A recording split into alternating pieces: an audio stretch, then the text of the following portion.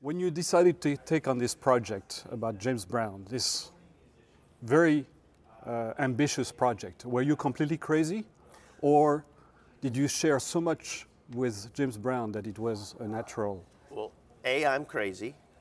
I tend to keep picking movies that are seemingly impossible to get to the big screen. I think I love to do that to myself, but I related to James Brown. After The Help, I was trying to find a story that had multiple characters and spanned the decades and pathos and humor. And I never thought I would find it in a biopic, but I did.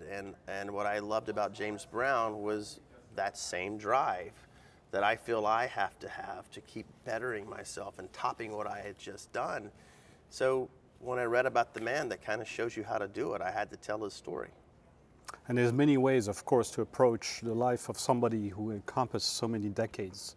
So what was your approach? What did you decide to put aside and focus on? Well, the main thing I really wanted to do was, including myself, if you ask most people about James Brown who don't know in depth about his life, you hear about the mugshot, the drug use, the womanizing, the abuse, and then another round of that, and then they can say, oh yeah, and I love his music. What I wanted to do was truly honor his legacy and show people things they didn't know about him. What he did for the African American race, how he became a leader, a hero, unintentional hero. And I love a hero who's unintentional, who it happens naturally versus I'm gonna be a hero. I love that. I love how he invented funk.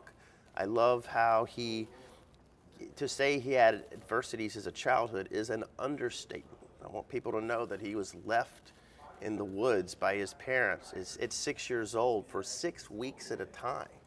Who survives that? Well, James Brown did. And the more I wanted to show what people didn't know, there became less room for the cliche, the things we already know about. So I wanted to represent those in the film, but focus on what people don't know.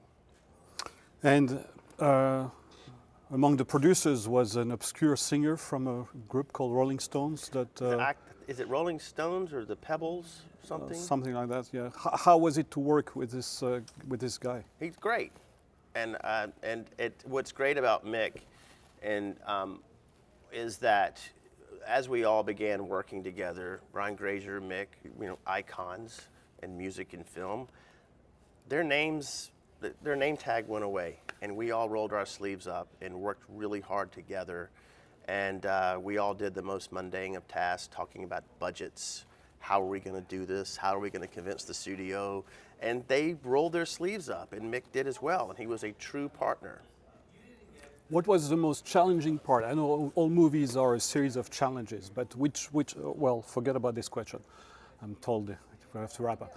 What made James Brown internationally appreciated, including in Paris, where he had one of his biggest concerts that you have in the movie? In my opinion, it's because he was producing music for the first time where you could not help but move. You would start moving and not even realizing you're moving. And I think that was the key. People may not understand his words, but to go to his show, you become possessed and you have to move, and that's the funk, and I think the funk is international.